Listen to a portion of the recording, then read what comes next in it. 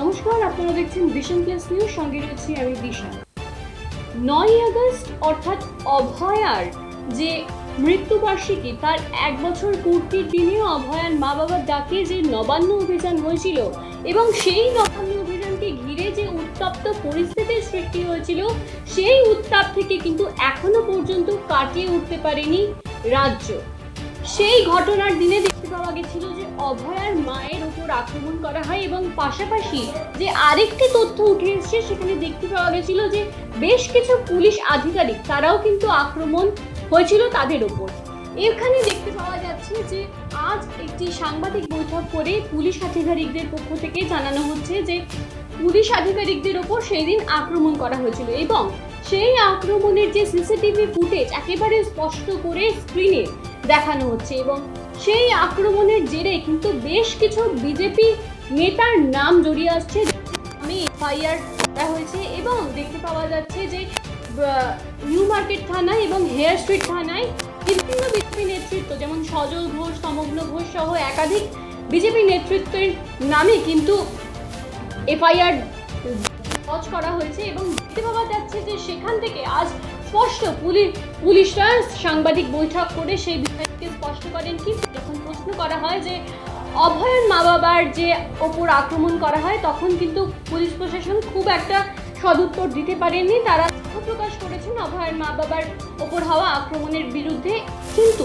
দেখতে পাওয়া যাচ্ছে তারা জাহির করে বলছেন যে তাদের পুলিশ প্রশাসনের ওপর আক্রমণ করা হয়েছে এবং সেগুলি কিন্তু একেবারে ফুটেজ সেগুলো একেবারে বিগ স্ক্রিন দেখানো হচ্ছে। কি উঠে আসছে সাংবাদিক বৈঠক থেকে তথ্য শুনুন। बोलो कि संतरागाछी जिला के हावड़ा के कोटे पारे और कोलकाता पुलिस इलाका है कि आरएन मस्जिद राष्ट्रीय ওখানে ওরা প্রোটেস্ট করতে পারে, যারা এই কর্মসূচি যে যোগদান দিয়েছে ওখানে এসে প্রোটেস্ট করতে পারে।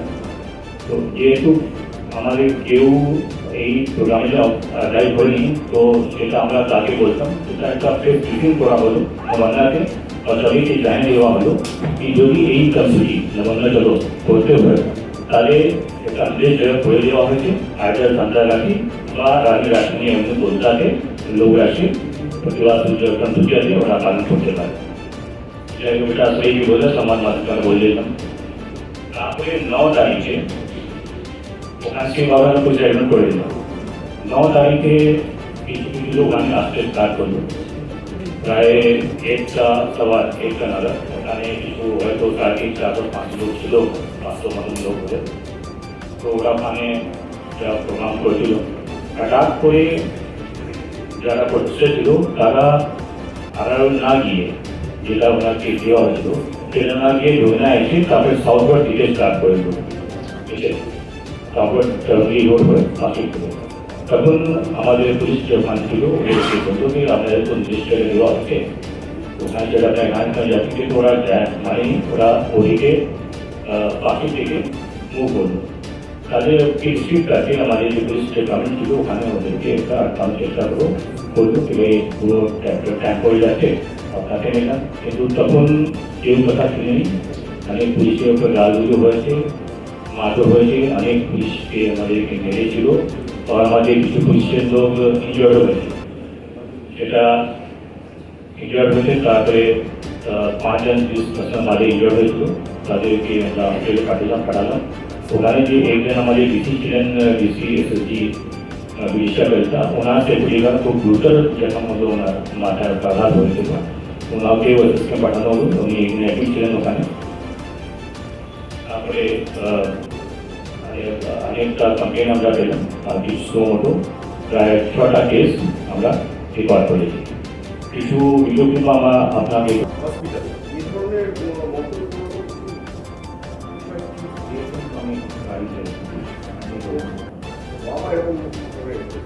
আর একটা কোয়েশ্চেন স্যার লাস্ট, সেটা হচ্ছে যে কিছু লোকজন আজকেও প্রেস ক্লাবে প্রেস কনফারেন্স করেছেন, সেখানেও তারা বলেছেন পুলিশ ফ্যামিলির তারা, তো সেখানে বলছেন যে পুলিশ ইন্ডিয়ার ফ্ল্যাগ সেটার ওপর দিয়ে দৌড়ে চলে গেছে ওই ল অ্যান্ড অর্ডারের দিকে।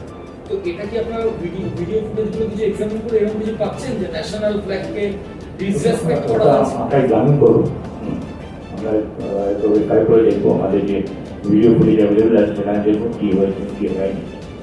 ঠিক আছে, কলকাতা শহরে অবহেলা করছে ওইভাবে সাইকেল চালানো। ট্রাফিকের নোটিফিকেশন আছে, গ্রামের ট্রাফিকও আছে, তো ট্রাফিক করে সেখানে কিছু নির্দিষ্ট রোড উপরে বাইক আমরা সাইকেল চালানো যায়, ঠিক আছে। তো ওটা ওনাকে জানানো হয়েছিল, কিন্তু তার করে ওনারা করছে, ঠিক আছে, নোটিফিকেশন আছে। সমাজ যেটা আছে, তো এবারেও ওদের ক্ষেত্রে আমরা দেখি ওরা একটা অভিযান করে একটা অভিযান করবে এবং প্রিপারেশন নিচ্ছে। তো আমরা ওদের যে আগে বার করেছিল যারা অর্ডার ছিল ওদেরকে আমরা ইমেল করি যে আপনারা যদি এরকম কোনো কর্মসূচি আপনাদের আছে তাহলে আপনারা একটু অ্যাপ্লাই করুন, আপনারা জানান এরকম তো উইদাউট কোশ্চেন এভেন্টই হবে। তো তখন ওরা বলেন কি এটা আমরা অর্গানাইজার নেই, আমরা এই কারণে অর্গানাইজ করছি না, আমরা এসে লিফট নেই। যাই হোক, তারপরে এই যে ম্যাটারটা কোর্টে গেল সিভিল বেঞ্চে, আর সিভিল বেঞ্চেও দুটো রিট হয়েছিল। তো যেহেতু সিভিল বেঞ্চে একটা পিআই পেন্ডিং ছিল, তো সিভিল বেঞ্চে ওটা কোনো শুনবাই করেনি। তারপরে সিভিল বেঞ্চে যখন হলো তখন সিভিল বেঞ্চ একটা অর্ডার দিল। তো যে সিভিল বেঞ্চ অর্ডার দিল কি ওটা আপনার সঙ্গে হয়তো আপনার আগে বলে আছেন, কিন্তু আমি আবার বলেছি কি বলেছিল